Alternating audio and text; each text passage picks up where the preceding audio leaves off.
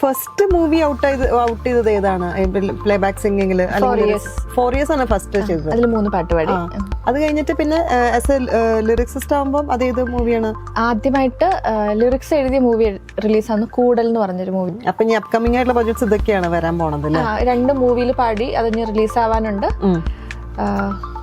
ഒന്ന് എമിൽ എന്ന് പറഞ്ഞ മിസ്റ്റർ ഡയറക്ടറിന്റെയും ഒന്ന് സ്വാതി മനു എന്ന് പറഞ്ഞ മിസ്റ്റർ ഡയറക്ടറിന്റെയും 2 പാട്ടുകൾ ഇറങ്ങാനുണ്ട്. പിന്നെ ജേക്ക് സാറിന്റെ കുറെ വർക്കിൽ ഇപ്പം പാർട്ടാണ്.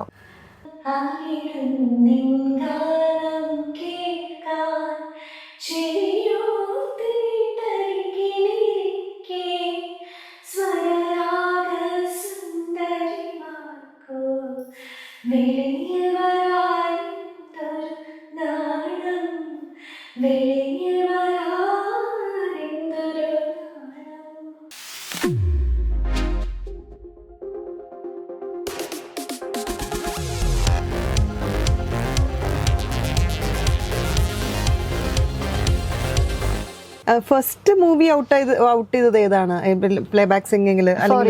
4 years ആണ് ഫസ്റ്റ് ചെയ്തത്. അതിൽ 3 പാട്ട് പാടി. അത് കഴിഞ്ഞിട്ട് പിന്നെ ലിറിക്സിസ്റ്റ് ആകുമ്പോൾ അതേത് മൂവിയാണ്? ആദ്യമായിട്ട് ലിറിക്സ് എഴുതിയ മൂവി റിലീസാണ് കൂടൽ എന്ന് പറഞ്ഞൊരു മൂവി. കൂടല്ല, അതൊരു റൊമാൻറ്റിക് പാട്ടാണോ? റൊമാൻറ്റിക് അല്ല, ഒരു ഫ്രണ്ട്ഷിപ്പിന്റെ കൂടെ ഒരുമിച്ച് അവര് ഒരു ഗാദറിംഗിൽ ഡാൻസ് ഒക്കെ ചെയ്തിട്ടുള്ളൊരു പാട്ടായിരുന്നു. അത് എബിൻ എന്ന് പറഞ്ഞ മ്യൂസിക് ഡയറക്ടറായിരുന്നു ചെയ്തത്. അതാണ് ഫസ്റ്റ് എഴുതിയിട്ട് റിലീസാവുന്ന മൂവി. അതിലൊക്കെ എങ്ങനെ വന്നു എഴുതാൻ വേണ്ടിട്ടുള്ള ഫസ്റ്റ് മൂവിയിൽ? ഗൗതമിന്റെ ഫ്രണ്ടാണ് ഈ എബിൻ എന്ന് പറഞ്ഞ ചേട്ടൻ. ആക്ച്വലി ഞാൻ എഴുതുന്നു പറഞ്ഞപ്പോ ഒന്ന് ട്രൈ ചെയ്യുമോന്ന് ചോദിച്ചു, എഴുതി കൊടുത്തു. അത് ഓക്കെ. എല്ലാം ഫസ്റ്റ് എഴുതി കൊടുക്കുമ്പോ തന്നെ അങ്ങനെ ചെറിയ ചെറിയ കറക്ഷൻസ് ഒക്കെ വരും. നമ്മളത് അവരുടെ ആവശ്യങ്ങൾക്കനുസരിച്ചുള്ള കറക്ഷൻസും ചെയ്തു കൊടുക്കും. ഇപ്പൊ ഞാനൊരു 20-30 പാട്ടുകളിൽ എഴുതി, സിനിമയിലും അല്ലാതെ ഇൻഡിപെൻഡന്റ് സോങ്സ് ആയിട്ടും. എത്ര പാട്ടുകൾ? 30 സോങ്സ് ഇൻഡിപെൻഡന്റ് സോങ്സ് ട്രാക്ക് റിലീസാവാനിരിക്കുന്നതും കൂടെ ഇൻക്ലൂഡ് ചെയ്തൊരു 30 സോങ്സിനടുത്ത് എഴുതിയിട്ടുണ്ട്. അപ്പൊ ഇനി അപ്കമിംഗ് ആയിട്ടുള്ള ബഡ്ജറ്റ്സ് ഇതൊക്കെയാണ് വരാൻ പോണത്? 2 മൂവിയിൽ പാടി, അത് ഇനി റിലീസ് ആവാനുണ്ട്. ഒന്ന് എമിൽ എന്ന് പറഞ്ഞ മിസ്റ്റർ ഡയറക്ടറിന്റെയും ഒന്ന് സ്വാതി മനു എന്ന് പറഞ്ഞ മിസ്റ്റർ ഡയറക്ടറിന്റെയും 2 പാട്ടുകൾ ഇറങ്ങാനുണ്ട്. പിന്നെ ജേക്ക് സാറിന്റെ കുറെ വർക്കിൽ ഇപ്പം പാർട്ടാണ്. ജേക്ക് സാറിന്റെ ഹിഷാമിക്ക, ഗോവിന്ദ് വസന്ത, കൈലാസ് മേനോൻ, ശരത് സാറ്, ഇങ്ങനെ ഒരുപാട്, രാഹുൽ രാജ്, രാഹുൽ സുബ്രഹ്മണ്യം, ഇപ്പം കത്തനാർ, ഇങ്ങനെ കുറെ ഇപ്പം ഇറങ്ങുന്ന ഒരുവിധം സിനിമകളിലൊക്കെ സ്കോറിലായാലും കോറസിലായാലും ഒക്കെ പാർട്ടാൻ പറ്റുന്നുണ്ട്. അതും വലിയൊരു കാര്യം. അതേപോലെ സ്പോട്ടിഫൈയിലും നല്ല റീച്ച് ഉണ്ടല്ലോ അല്ലേ? അത്യാവശ്യം റീച്ച് ഉണ്ട്. ഫാമിലിയിൽ നിന്നുള്ള സപ്പോർട്ടൊക്കെ എങ്ങനെയാ? എസ്പെഷ്യലി ഹസ്ബൻഡിന്റെ വീട്ടുകാര് നല്ല സപ്പോർട്ടാണ്. കാരണം ഗൗതമും ഈ ഒരു ഇൻഡസ്ട്രിയിലാണല്ലോ. എൻ്റെ പാട്ടുകളും ഒരുപാട് ഇഷ്ടമുള്ള ഒരു ഫാമിലിയിലേക്ക് തന്നെയാണ് ഞാനും പോകുന്നത്. അപ്പം സ്നേഹമുള്ള ഫാമിലിയാണ് അവര്. പപ്പ, അമ്മ, ഗൗതമിന് 2 സിസ്റ്റേഴ്സാണ്. എല്ലാരും നല്ല സപ്പോർട്ടാണ്. ഇപ്പൊ നേരത്തെ അമ്മയുടെ കുറിച്ച് പറഞ്ഞല്ലോ, അമ്മ എഴുതിയ പാട്ടിലാണ് ഗൗതം കമ്പോസ് ചെയ്ത പാട്ടില് അമ്മ എഴുതിയിട്ടുണ്ട്. അമ്മ എഴുതിയ പാട്ടിൽ ഞാൻ പാടിയിട്ടുണ്ട്. ഗൗതമിന്റെ കൂടെ വർക്ക് ചെയ്യുമ്പോൾ കുറച്ചുകൂടെ ഈസി ആയിട്ടാണോ തോന്നുന്നത്, അതോ ഭയങ്കര ചാലഞ്ചിങ് ആയിട്ട് ഫീൽ ചെയ്യാറുണ്ട് എവിടെയെങ്കിലൊക്കെ? ചില സമയത്ത് ഗൗതമിന് എന്നെ റെക്കോർഡ് ചെയ്യാൻ, അതായത് ഗൗതം പറയുന്നത് എന്നെ റെക്കോർഡ് ചെയ്യുമ്പോൾ ഞാൻ തെറ്റിച്ചു കഴിഞ്ഞാൽ നീ പ്രാക്ടീസ് ചെയ്യാത്തതുകൊണ്ടാണെന്ന് എനിക്കറിയാം. അപ്പം എനിക്ക് വിഷമം വരും. അതുകൊണ്ട് എന്നെ അധികം റെക്കോർഡ് ചെയ്യാറില്ല. ഇപ്പോൾ ഗൗതമിന്റെ പാട്ടാണെങ്കിലും ഞാൻ ഒരു ഫൈനൽ റെക്കോർഡിംഗ് വേറെ സ്റ്റുഡിയോയിൽ പോയിട്ട് ഗൗതം ഇരുന്നിട്ട് തന്നെ ഗൗതമിനെ ഞാൻ തെറ്റിച്ചു കഴിഞ്ഞാൽ അത് സഹിക്കാനുള്ള ക്ഷമയില്ല എന്ന് പറയും. അതുകൊണ്ട് കാരണം അവിടെ വെറുതെ ഫൈറ്റ് ചെയ്ത് കഴിഞ്ഞാൽ അതിന്റെ ബാക്കി. അതെ. അപ്പൊ ഞാനും അതന്നെ ശരി, വേറെ സ്ഥലത്ത് പോയി റെക്കോർഡ് ചെയ്യും, അതായിരിക്കും നമ്മുടെ ആരോഗ്യത്തിന് നല്ലതെന്ന് പറഞ്ഞിട്ട് വേറെ സ്ഥലത്ത് പോയിട്ട് റെക്കോർഡ് ചെയ്യും. ഗൗതം ഏറ്റവും കൂടുതൽ കേൾക്കുന്ന പാട്ടുകളൊക്കെ ഏത് ജോണറിലൊക്കെ ഉള്ള പാട്ടുകളാണ്? എല്ലാം കേൾക്കാറുണ്ട്. ഇപ്പം സോണി പാടിയ പാട്ടില് പുള്ളിക്ക് ഏറ്റവും പേഴ്സണൽ ഫേവറേറ്റ് ആയിട്ടുള്ള പാട്ട് ഏതാണ്? അത് 4 years സെയിം ആ പാട്ടല്ല, അതില്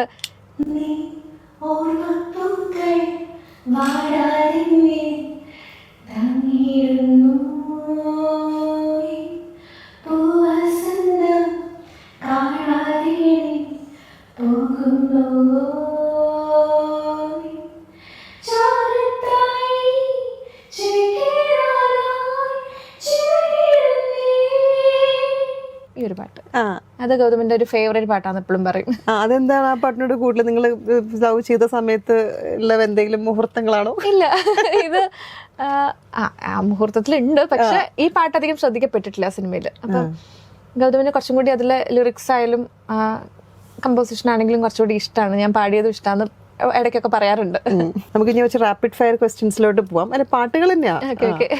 ഇപ്പൊ നമ്മൾ പാട്ട് അധികം പാടിപ്പിച്ചില്ലാത്തതുകൊണ്ട് ഒരു 2 ലൈൻ വെച്ചിട്ട് പാടിയാലും മതി. ഒരു ഫസ്റ്റ് ലവ് ഫീൽ ചെയ്യണ ഒരു പാട്ട്, എന്നാൽ ലവ് അറ്റ് ഫസ്റ്റ് സൈറ്റ് എന്നൊക്കെ പറയുമ്പോൾ ഒരു പാട്ട് വരണം മൈൻഡിൽ. ഇപ്പൊ ഗൗതമിനെ തന്നെ ഓർത്താൽ മതി ആ സമയത്ത് ഏത് പാട്ടാണ് പുള്ളിക്ക് പാടി കൊടുത്തത് എന്നുള്ളത്.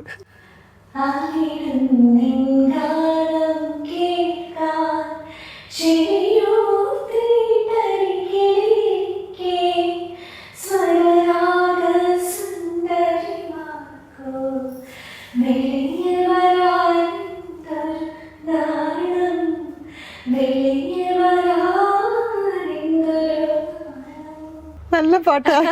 ഈ പാട്ടാണോ കൊടുത്തത്? ഈ പാട്ടാണ് ഞങ്ങൾ ആദ്യമായിട്ട് ഒരുമിച്ച് കവർ ചെയ്യുന്ന പാട്ട്. First cover song. സ്പെഷ്യൽ ആയിട്ടുള്ള പാട്ടാണ്. പിന്നെ ഒരു ഹാർട്ട് ബ്രേക്ക് മോഡ് അല്ലെങ്കിൽ ഭയങ്കര ഒരു ഡിപ്രസ്ഡ് മോഡിലിരിക്കുന്ന സമയത്തുള്ളൊരു പാട്ട്, ഇഷ്ടമുള്ള പാട്ട് ഏതാണ്?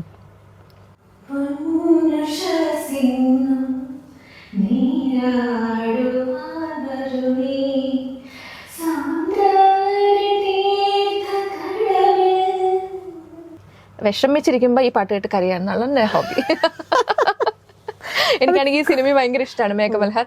അപ്പം വിഷമിച്ചിരിക്കുമ്പം ഈ സിനിമ കാണാം. ഇതുപോലെ എനിക്ക് കൂടുതൽ 3-ാം പക്കം കാണാം. കഴിഞ്ഞ ഏതോ ദിവസം അടുത്ത് തന്നെ എനിക്ക് ഭയങ്കര ഒരു എന്തോ ഒരു സുഖം കിട്ടും. ഈ വിഷമമുള്ള സിനിമകളും പാട്ടുകളും കണ്ടു കഴിഞ്ഞ് പിന്നെയും കുറച്ചും കൂടെ കരഞ്ഞു കഴിയുമ്പോൾ ഒരു ആശ്വാസം. അത് ശരി, കരയാൻ അത്രയ്ക്ക് ഇഷ്ടമാണോ? ഇല്ല, പക്ഷേ ഞാൻ കുറെ സിംഗേഴ്സ് പറഞ്ഞിട്ടുണ്ട് വിഷമിക്കുന്ന സമയത്ത് കുറച്ചും കൂടെ മെലഡി കേൾക്കാനാണ് ഇഷ്ടം എന്നുള്ളത്. ചില ആൾക്കാർക്ക് വേറെ പല കുറച്ച് ഫാസ്റ്റ് നമ്പേഴ്സ് കേൾക്കും, മൂഡൊന്ന് മാറ്റുന്നുള്ളത്. എനിക്കാണെങ്കിൽ വിഷമം വന്നു കഴിഞ്ഞാൽ ഈ സിനിമകൾ കണ്ട് അല്ലെങ്കിൽ ഈ പാട്ടുകൾ കേട്ടിട്ട് ഒന്നും കൂടെ വിഷമത്തിന്റെ പീക്കിൽ എവിടം വരെ പോകും നോക്കും, കരഞ്ഞു തീർത്ത് ഓക്കെ ഓൾറൈറ്റ് എന്ന് പറഞ്ഞിട്ട് എണീറ്റ് പോരും. അല്ല, അത് ആ പീക്കിലേക്ക് എത്തി എവിടം വരെ നമുക്ക് പോകണമെന്ന് അറിയണല്ലോ. ഒരു ലിമിറ്റ് എത്തി കഴിഞ്ഞാൽ സ്റ്റോപ്പ് ആവുമല്ലോ. പിന്നെ ആ ലിമിറ്റിലേക്ക് എത്തിച്ച് കൂടുതൽ പ്രശ്നങ്ങളിലേക്ക് പോകുന്നതിന് പകരം സിനിമ കണ്ടും പാട്ട് കേട്ടും ഫിനിഷ് ചെയ്യാം. ഒരു ഓൾഡ് മലയാളം സോങ് ഇപ്പൊ ഓൾറെഡി ഒന്ന് പാടി, പക്ഷെ എനിക്ക് തോന്നുന്നു സുശീലാമ്മയുടെ പാട്ട് ഭയങ്കര ഇഷ്ടമാണ്. ഞാൻ ഏതൊരു ഇന്റർവ്യൂല് കേട്ടിട്ടുണ്ട്. പണ്ട് സ്കൂളിൽ പഠിക്കുന്ന സമയത്ത് ടീച്ചേഴ്സ് ഒക്കെ പറയും എന്റെ വോയിസ് സുശീലാമ്മയുടെ പോലെ ഉണ്ടെന്ന്. ഇപ്പൊ എനിക്ക് അറിഞ്ഞൂടെ എങ്ങനെയുണ്ടെന്ന്. പണ്ട് സുശീലാമ്മയുടെ വോയിസ് എന്ന് പറയും. ഇപ്പം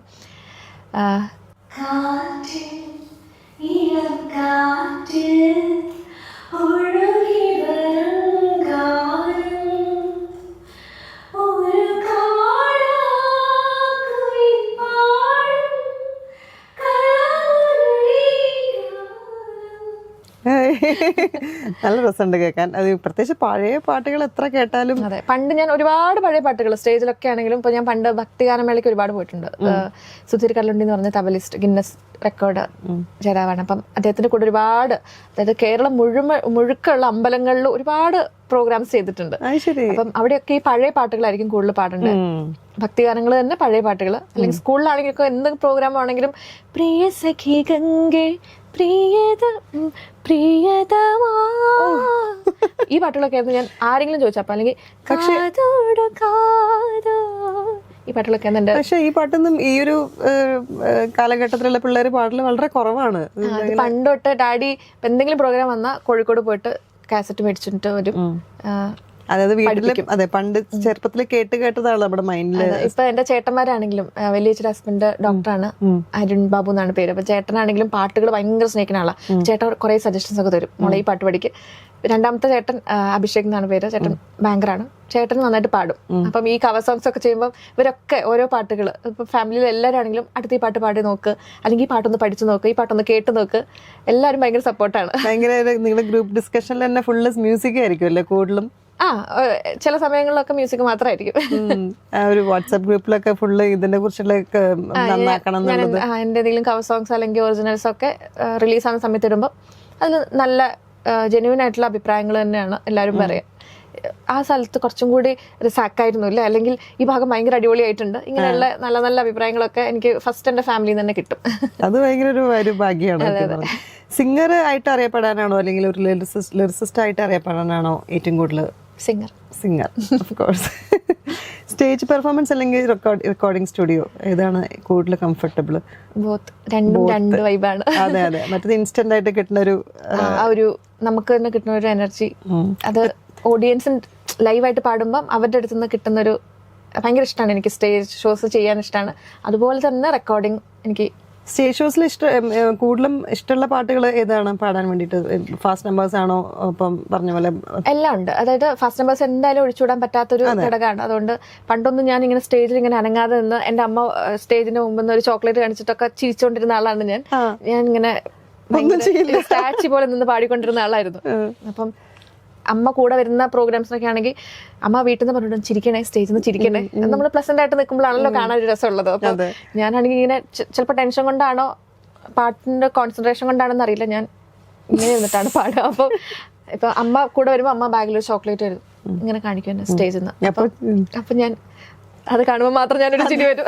അല്ല, ഇത് കഴിഞ്ഞിട്ട് തരാം എന്നുള്ളതാണ് നമ്മുടെ സിഗ്നൽ. അപ്പം ത്രൂ പ്രാക്ടീസ് അല്ലെങ്കിൽ എക്സ്പീരിയൻസ് കുറച്ചും കൂടെ ഇമ്പ്രൂവ് ആയി. അതായത് ഡാൻസ് ഒക്കെ ചെയ്ത് പാടാൻ തുടങ്ങി സ്റ്റേജിൽ. അത് ആവശ്യമാണ് എന്നുള്ളൊരു കാര്യം കൊണ്ട്. അതില് നമ്മൾ ഒരുപാട് പേരുടെ ഷോസ് കണ്ടും നമ്മുടെ കൂടെ പാടുന്ന ആൾക്കാരുടെ പെർഫോമൻസ് ഒക്കെ അതിൽ നല്ലത് ഉൾക്കൊണ്ട് ഓക്കെ ഇങ്ങനെ ചെയ്താൽ നല്ലതായിരിക്കും എന്ന് ആലോചിച്ച് അങ്ങനെ ചെയ്യാൻ തുടങ്ങി. ചെറിയ മൂവ്മെന്റ്സ് ഒക്കെ കൊടുത്തു തുടങ്ങി. അല്ല, അത് എനിക്ക് ഈ കർണാട്ടിക് ബേസ് ഉള്ളപ്പോഴേ മോഡേൺ സോങ്സ് മിക്സ് ചെയ്യുമ്പോൾ അല്ലെങ്കിൽ പാട്ട് പാടുമ്പോൾ അത് എങ്ങനെ ബാലൻസ് ചെയ്തിട്ട് പോണത്? ഞാൻ കർണാട്ടിക് ഇപ്പോൾ പഠിപ്പിക്കുന്നുണ്ടെങ്കിലും അങ്ങനെ ഒരുപാട് കർണാട്ടിക്കലി എന്താ പറയാ ആ ഒരു വോക്കലല്ല എൻ്റെന്ന് എനിക്ക് തോന്നിയിട്ടുണ്ട്. കൂടുതൽ മെലഡീസ് പാടുന്നോണ്ടായിരിക്കും. അപ്പൊ എനിക്കത് കുറച്ചുകൂടെ എളുപ്പമാണ് ബാക്കി പാട്ടുകൾ പാടാൻ വേണ്ടിയിട്ടും. കർണാട്ടിക് ബേസ് ഉള്ളത് വലിയ ഒരു സഹായം തന്നെയാണ് ഏത് പാട്ട് പാടുമ്പോഴും. അതുകൊണ്ട് തന്നെയാണ് ഞാൻ ഇപ്പോഴും പഠിച്ചുകൊണ്ടിരിക്കണേ. ഞാൻ വിശ്വസിക്കുന്നത് ഞാൻ ഒന്നും പഠിച്ചിട്ടില്ല. അതെ, അങ്ങനെ തന്നെയാണ് വിചാരിക്കുന്നത്. കാരണം ഒരു ഭയങ്കര വലിയൊരു സബ്ജക്റ്റ് ആയതുകൊണ്ട് ഇനിയും ഇഷ്ടംപോലെ കിടക്കാണ് പഠിക്കാന്ന് പറഞ്ഞ പോലെ.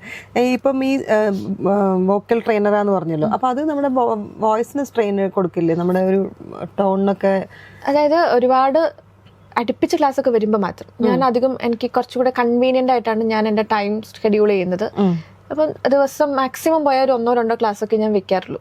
ചില സമയത്ത് നാളെ റെക്കോർഡിംഗ് ഉണ്ടെങ്കിൽ ഇന്ന് ക്ലാസ് വെക്കില്ല, അങ്ങനെയില്ല.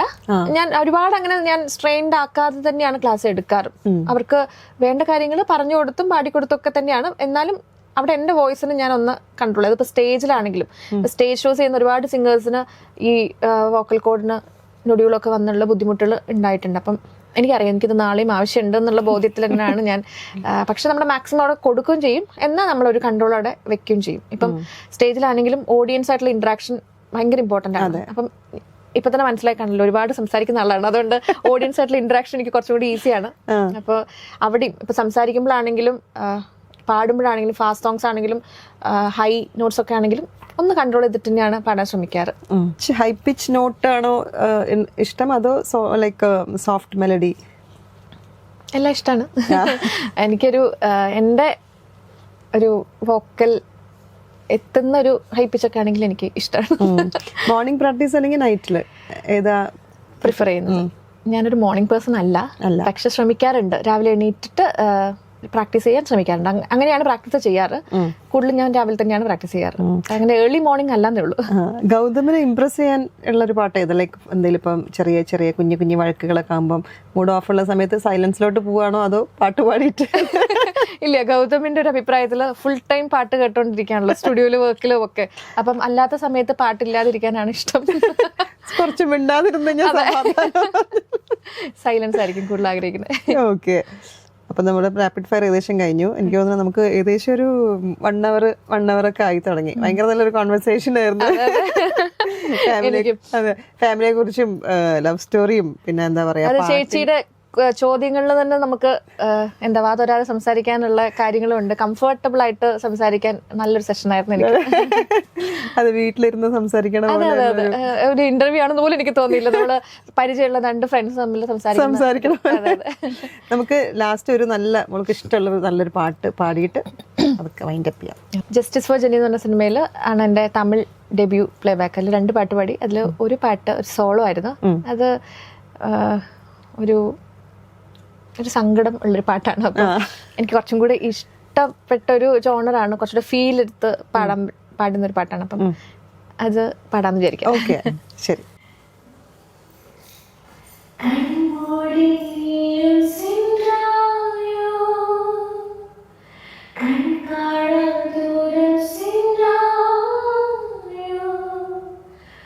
காதல் நீ போ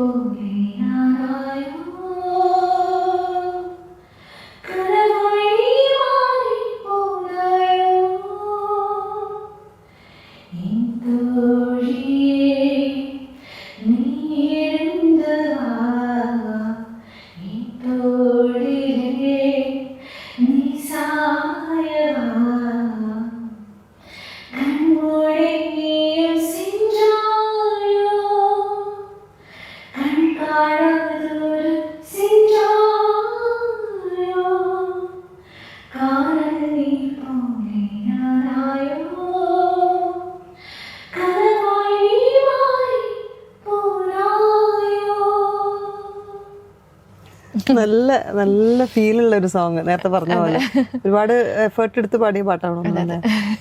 ആ പടം നല്ലൊരു പടമാണല്ലോ അല്ലെ? ഇൻവെസ്റ്റിഗേഷൻ ത്രില്ലറാണ്. റിയൽ സ്റ്റോറി അല്ലേ അത്? റിയൽ സ്റ്റോറി എന്ന് പറഞ്ഞാൽ റിയൽ ആയിട്ട് നടക്കുന്ന കുറെ കാര്യങ്ങൾ ഇൻക്ലൂഡ് ആയിട്ടുള്ളൊരു സിനിമയാണ്. അപ്പൊ thank you so much for your time. എല്ലാ അപ്കമിങ് പ്രൊജക്ട്സിനും ഓൾ ദി വെരി ബെസ്റ്റ്. ഒരുപാട് നല്ല നല്ല പാട്ടുകൾ തരിക നമുക്ക്. നമ്മളിങ്ങനെ പ്രതീക്ഷിച്ചുകൊണ്ടിരിക്കുക നല്ല പ്രൊജക്ട്സ് വരട്ടെ, നല്ല എഴുത്ത്, നല്ല നല്ല ലിറിക്സ് എഴുതാൻ പറ്റട്ടെ. Thank you. ദൈവം അനുഗ്രഹിക്കട്ടെ. Thank you so much. Thank you. By.